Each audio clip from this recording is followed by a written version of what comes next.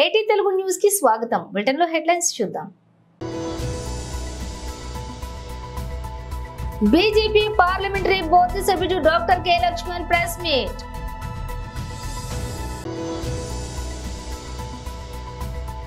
కేసీఆర్ బిడ్డ బెయిల్ కోసం 5 లోక్సభ సీట్లు బీజేపీకి వదిలేశాడు. ప్రపంచంలోని అత్యంత రద్దీ విమానాశ్రయాల్లో 10వ స్థానంలో ఢిల్లీ.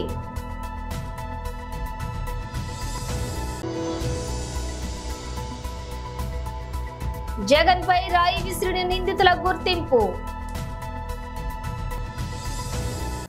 బీజేపీ పార్లమెంటరీ బోర్డు సభ్యుడు doctor K Laxman press meet. ముఖ్యమంత్రి కాంగ్రెస్ పార్టీ అధ్యక్షులు రేవంత్ రెడ్డి గారు ప్రజలను మళ్ళీ మోసం చేయడానికి కొత్త ఎత్తుగడలకు వారు పూనుకుంటా ఉన్నారు. నిన్న పాలమూరు జిల్లాలో ఒక సభలో మాట్లాడుతూ రైతుల 2 లక్షల రుణమాఫీ ఆగస్టు 15 లోపల అమలు చేస్తాము, మమ్మల్ని నమ్మండి, కనికరించండి, ఓట్లేయండి అని చెప్పి వారు కేవలము ఓట్ల కోసం మరొకసారి ప్రజలను మోసం చేయడానికి నిన్న వారు మాట్లాడుతున్నారు. అసెంబ్లీ ఎన్నికల సందర్భంగా 6 గ్యారంటీలు, 60 పైగా హామీలు అమలు చేస్తాం, 2 లక్షల రైతు రుణమాఫీ ఏకకాలంలో డిసెంబర్ 9 సోనియా గాంధీ గారి పుట్టినరోజు పురస్కరించుకొని మరి ఆ రోజు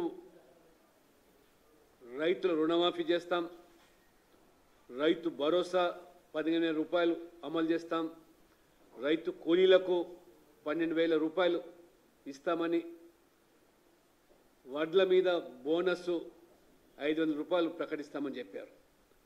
ఆనాడేమో సోనియా గాంధీ జన్మదినం, ఇప్పుడేమో 15 ఆగస్టు స్వాతంత్ర దినోత్సవం. అంటే ఇవాళ పచ్చిగా అబద్ధాలు చెప్పుతూ ప్రజలను మోసం చేసేదానికి మరో పాచికగా ఇప్పుడు ఎన్నికల కోడ్ ఉంది కాబట్టి అమలు చేయలేదని చెప్పి ఏదైతే ఇవాళ కూనీ రాగాలు తీస్తున్నాడో మన ముఖ్యమంత్రి రేవంత్ రెడ్డి గారు, మీ ప్రభుత్వం ఏర్పడి 100 రోజుల్లోనే అన్ని హామీలు అమలు చేస్తామని చెప్పిన మీరు షెడ్యూల్ వచ్చింది ఎప్పుడు, ఎన్నికల కోడ్ వచ్చింది ఎప్పుడు, డిసెంబర్ 9 ఎప్పుడు? అంటే డిసెంబర్ 9 నుంచి మార్చి 16 వరకు మీరు గుడ్డి గాడిద యొక్క పండ్లు దోముతున్నారని అడుగుతున్నాను.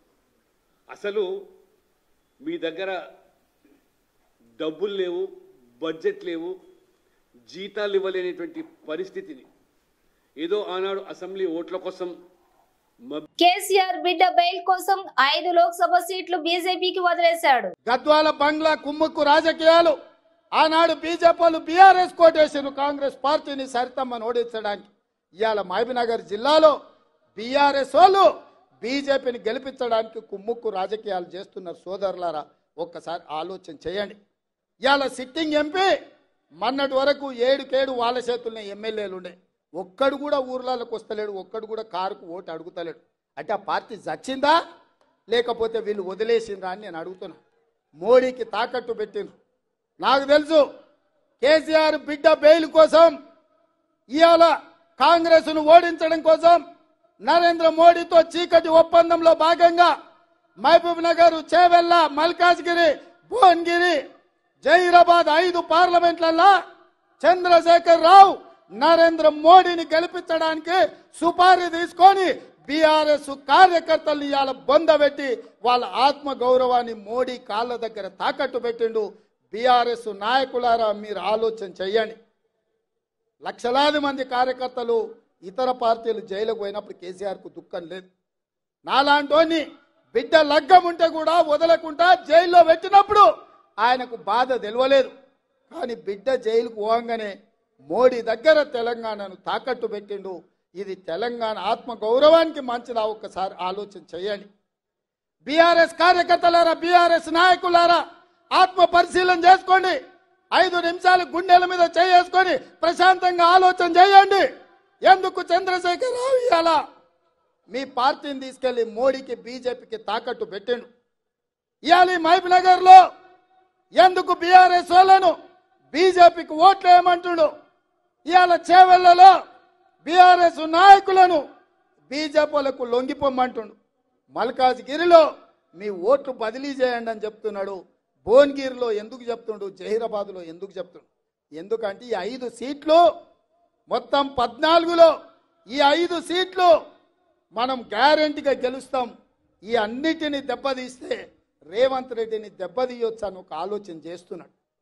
నా మీద కోపం ఉంటే నా మీద చూపియండి, చేతనైతే నాతో కొట్లాడు. మీరు మొగోళ్ళు అయితే మా కార్యకర్తలతో కొట్లాడండి. రండి గ్రామాలకు అడగండి ఓట్లు. మేము తప్పులు చేస్తే ప్రజలకు చెప్పండి. 100 రోజుల్లో నన్ను గద్దె దించమంటుండు కేసీఆర్, కానీ 10 ఏళ్ళు గద్దె మీద ఉన్న మోడీని ఎందుకు గద్దె దించమంటలేడు? మిత్రులారా, మీరు ఆలోచన చేయండి. ఢిల్లీలోని ఇందిరాగాంధీ అంతర్జాతీయ విమానాశ్రయం అరుదైన ఘనతను సొంతం చేసుకుంది. ప్రపంచంలోని అత్యంత రద్దీ విమానాశ్రయాల జాబితాలో 10వ స్థానం సంపాదించింది. ఢిల్లీ ఇంటర్నేషనల్ ఎయిర్పోర్ట్ నుంచి 2023లో 7.22 కోట్ల మంది ప్రయాణికులు ప్రయాణించినట్లుగా ఎయిర్ ఫోర్స్ కౌన్సిలర్ ఇంటర్నేషనల్ తన జాబితా నివేదికలో వెల్లడించింది. దేశం నుంచి సాగే అంతర్జాతీయ విమానాశ్రయ ప్రయాణాలకు ఢిల్లీ విమానాశ్రయం గేట్వేగా పేరుగాంచింది. ఇక్కడ 3 టెర్మినల్ ఉన్నాయి. వాటిల్లో 3వ నంబర్ టెర్మినల్ దేశంలోకెల్లా అతి పెద్దది. ఇది ప్రపంచంలోకెల్లా 5వ పెద్దది కావటం విశేషం. ఆసియా పసిఫిక్ ప్రాంతంలో తొలి కార్బన్స్ న్యూట్రన్స్ ఎయిర్పోర్ట్ గా ఢిల్లీ అంతర్జాతీయ విమానాశ్రయం నిలిచింది. ఎయిర్పోర్ట్ సమీపంలో ఏర్పాటు చేసిన భారీ సోలార్ పవర్ ప్లాంట్ నుంచి విమానాశ్రయానికి అవసరమైనటువంటి విద్యుత్ అందుతూ ఉంటుంది. కోవిడ్ వైరస్ వ్యాప్తి తర్వాత ప్రపంచ వ్యాప్తంగా విమానాల్లో ప్రయాణించే వారి సంఖ్య అంతకంతకు పెరుగుతోందని నివేదిక తెలిపింది. దీనివల్ల ఎయిర్పోర్టులు చాలా రద్దీగా మారుతూ ఉన్నాయని వివరించింది. 2023లో ప్రపంచ వ్యాప్తంగా 850 కోట్ల మంది ప్రయాణికులు విమానాల్లో ప్రయాణించారని ఆ సంస్థ వివరించింది. 2022తో పోలిస్తే ఇది 27.2% ఎక్కువ కావటం విశేషం. ఆంధ్రప్రదేశ్ ముఖ్యమంత్రి జగన్ పై రాయి దాడి చేసిన నిందితులను పోలీసులు గుర్తించినట్లు తెలుస్తోంది. ఈ దాడికి పాల్పడ్డ యువకుడితో పాటు మొత్తం 5గురిని అదుపులోకి తీసుకుని విచారిస్తున్నట్లు సమాచారం. అయితే దీనిపై విజయవాడ పోలీసులు ఎలాంటి అధికారిక ప్రకటన చేయలేదు. కేసు దర్యాప్తుకు సంబంధించి వివరాలు బయటకు పొక్కకుండా జాగ్రత్తలు తీసుకుంటున్నారు. మంగళవారం సాయంత్రం ప్రెస్ మీట్ పెట్టి వివరాలు వెల్లడించే అవకాశం ఉందని తెలుస్తోంది. సెల్ ఫోన్ డేటాతో పాటు క్లూస్ టీమ్ పరిశీలనలో కీలక సమాచారం లభించినట్లు తెలుస్తోంది. ముఖ్యమంత్రిపై దాడి చేసింది వడ్డెర కాలనీకి చెందిన సతీష్ కుమార్ అలియాస్ సత్యగా పోలీసులు గుర్తించినట్లు సమాచారం. ఫుట్పాత్ పై వేసే టైల్స్ లో విరిగిన ముక్కను జేబులో పెట్టుకుని వచ్చిన సత్తి సడన్ గా సీఎం పైకి ఆ రాయిని విసిరినట్లు తెలుస్తోంది. మంగళవారం ఉదయం సత్తితో పాటు అతడి పక్కనే ఉన్న ఆకాష్, దుర్గారావు, చిన్న, సంతోష్ లను కూడా అదుపులోకి తీసుకున్నట్లుగా తెలుస్తోంది. కాగా సీఎం పై దాడికి కారణమేంటని వివరాలు కానీ, దాడి వెనుక రాజకీయ పార్టీల హస్తం ఉందా అనే విషయం కానీ బయటకు రాలేదు. ఏప్రిల్ 18వ తేదీలోపు 2 ఎమ్మెల్సీలు, 1 రాజ్యసభ, 15 కార్పొరేషన్ చైర్మన్ పదవులను కాంగ్రెస్ అధినేత సీఎం రేవంత్ రెడ్డి మాదిగలకు కేటాయిస్తే పార్లమెంటు ఎన్నికలలో ప్రతి ఒక్క సీటును గెలిపించి ఢిల్లీకి పంపుతామని తెలంగాణ మాదిగ సంఘాల మహాకూటమి కన్వీనర్ కిరణ్ అన్నారు. హైదరాబాద్ సుందరయ్య విజ్ఞాన కేంద్రంలో తెలంగాణ మాదిగ సంఘాల మహాకూటమి సమావేశాన్ని ఏర్పాటు చేశారు. ఈ సందర్భంగా పలువురు నేతలు హాజరయ్యారు. అనంతరం కన్వీనర్ కిరణ్ మాట్లాడుతూ రాష్ట్రంలో మాదిగల జనాభా 80 లక్షల మంది ఉన్నారని, గతంలో కూడా బీఆర్ఎస్ పార్టీ మోసం చేసిందని ఆవేదన వ్యక్తం చేశారు.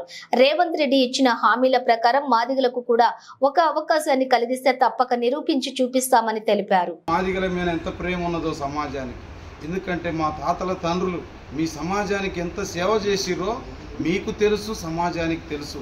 మీరు అనుకుంటారు మాదిగల కాడ డబ్బు లేదు, మాదిగల కాడ ఇండస్ట్రీలు లేవు, మాదిగల దగ్గర ఉన్నతాధికారులు లేరు, మాదిగల దగ్గర ఢిల్లీలో లాబింగ్ చేసే నాయకులు లేరు, వీళ్ళు ఏం చేయలేదు అనుకుంటారేమో. మా లాబింగ్, మా శ్రమ, మా కన్నీరు, మా చెమట, మా నిరంతర శ్రమ అంతా కూడా ఈ సమాజానికి గ్రామాలలో మా తాతలు, మా తల్లిదండ్రులు చేసిరు. రేపు ఓటు అడిగి వాళ్ళే అయ్యా మా బిడ్డలు ఏదో అడుగుతుర్రయ్యా, మా బిడ్డలు మాకు అగౌరవం జరిగింది, మాకు ఇక్కడ అవమానం జరిగిందని మా బిడ్డలు పోటీలు ఉన్నారంట, ఇంటింటికి మేము తిరుగుతా ఉన్నామయ్యా, మీరు కూడా ఇది ఒక్కసారి వేసి మా బిడ్డల గౌరవాన్ని, మా జాతి గౌరవాన్ని ఇది ఒక్కసారి నిలబెట్టి దొరా పటేలా అని మేము ఎవరినైతే ఏ రకమైన ప్రేమతో పిలుచుకుంటామో ఆ ప్రేమతోనే రేపు ఓట్లకు పోబోతా ఉన్నాం.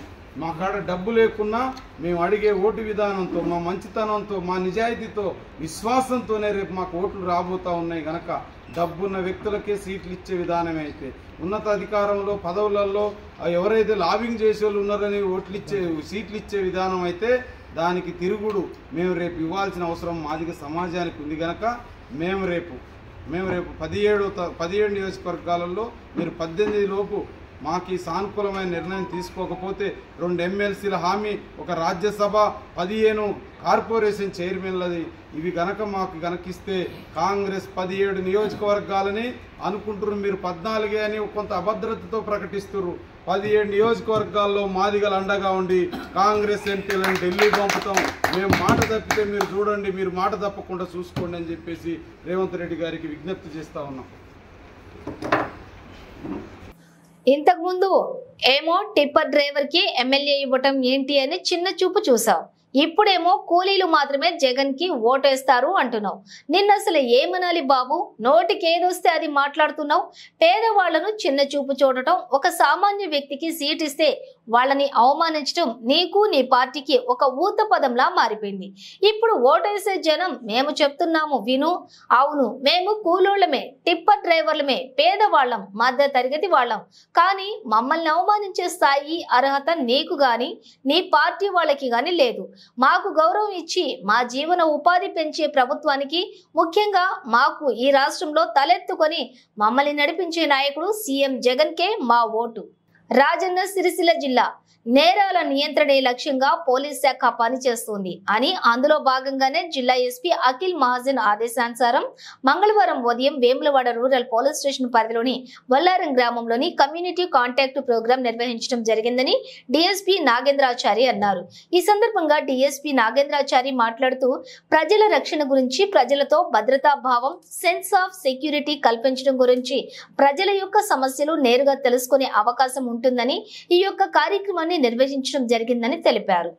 పట్టణ గ్రామంలోని కాలనీలోని ఎవరైనా కొత్త వ్యక్తులు గాని నేరస్తులుగా గాని కానవస్తే షెల్టర్ తీసుకుంటున్నారా అనే విషయం కూడా తెలుస్తుందని, నేరరహిత గ్రామాలుగా చేయాలనే లక్ష్యంతో జిల్లా ఎస్పీ ఈ ఉద్దేశంతోనే ఈ యొక్క కార్యక్రమం నిర్వహించడం జరుగుతుందని తెలిపారు. అదేవిధంగా మాదక ద్రవ్యాలను, గంజాయి వంటి మత్తు పదార్థాలను, పేలుడు పదార్థాలను నివృత్తి చేయగల జాగిలాలచే విస్తృత తనిఖీలు కూడా నిర్వహించారు. ఈ సందర్భంగా గ్రామంలోని ఎలాంటి పేపరు లేని, సరైన నంబర్ ప్లేట్స్ లేని 40 ద్విచక్ర వాహనాలను సీజ్ చేయడం జరిగిందని, సంబంధించిన వాహనదారులకు సరైన పత్రాలు చూపించి వాహనాలు తీసుకెళ్లొచ్చని అన్నారు. వాహనాలు నడిపే ప్రతి ఒక్కరు కూడా తప్పనిసరిగా వారి యొక్క వాహనాలకు ఆర్సీ, ఇన్సూరెన్స్, డ్రైవింగ్ లైసెన్స్ లు కలిగి ఉండాలని తెలిపారు.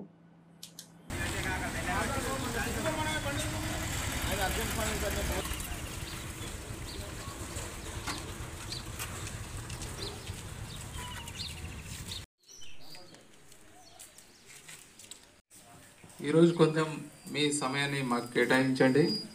అంటే ఇది ఎలక్షన్ వస్తున్నాయి కాబట్టి పోలీస్ శాఖ తరఫున ప్రజలు ఒక భరోసా కల్పించడానికి అప్పుడప్పుడు సడన్ కార్డనెన్స్ సెర్చ్ ఆపరేషన్ చేస్తున్నాం. కార్డనెన్స్ సెర్చ్ అంటే ఊరు 4 బయటికి వెళ్ళే దారులను మూసేసి ఊరు మొత్తం ఇల్లు జల్లెడబట్టి చెక్ చేయడం జరుగుతుంది.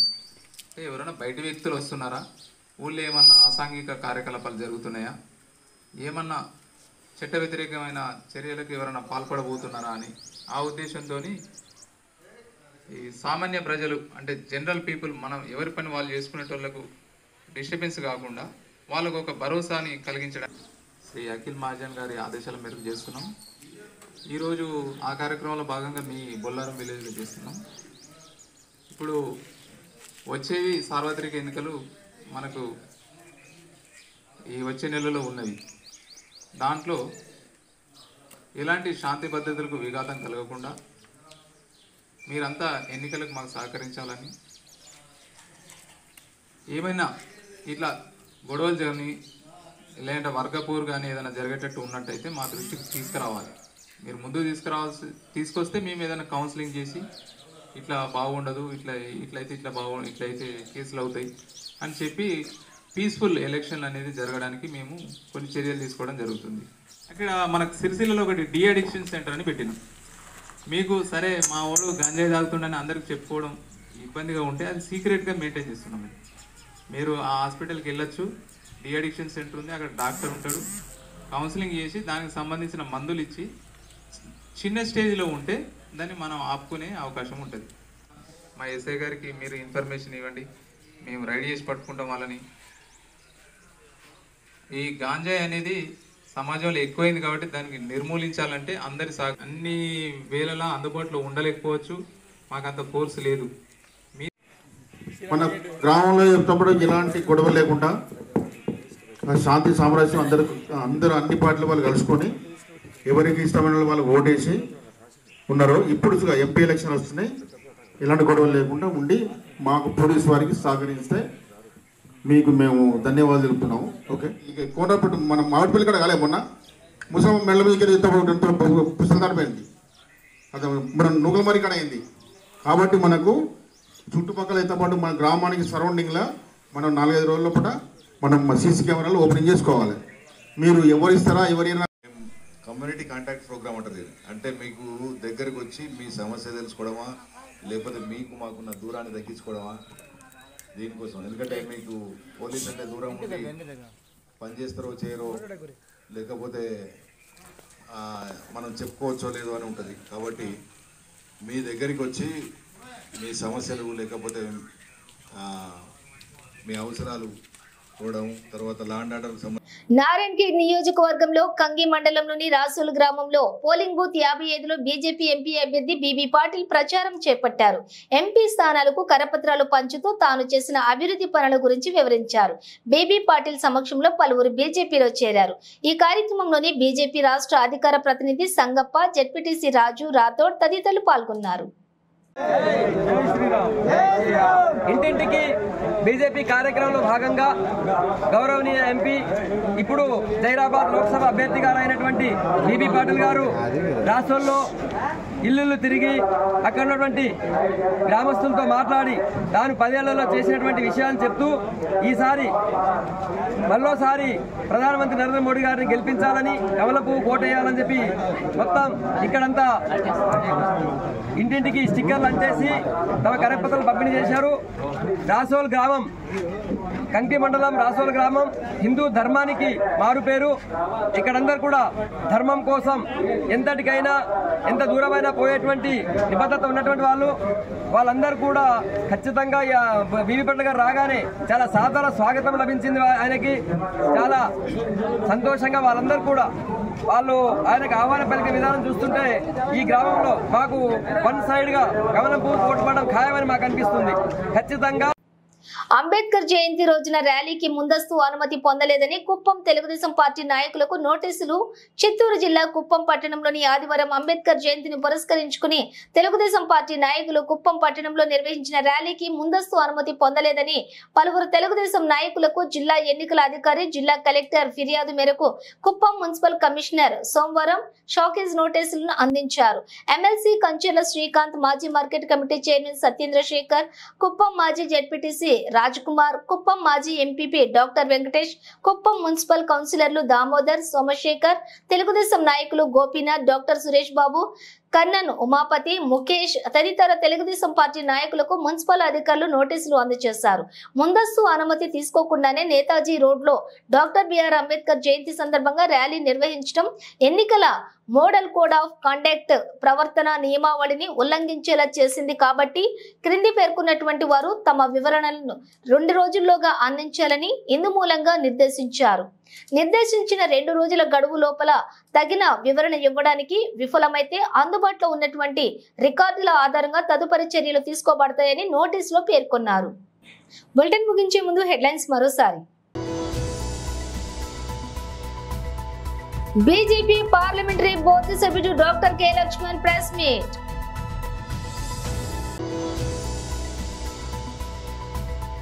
కేసీఆర్ బిడ్డ బెయిల్ కోసం 5 లోక్సభ సీట్లు బీజేపీకి వదిలేశాడు. ప్రపంచంలోని అత్యంత రద్దీ విమానాశ్రయాల్లో 10వ స్థానంలో ఢిల్లీ.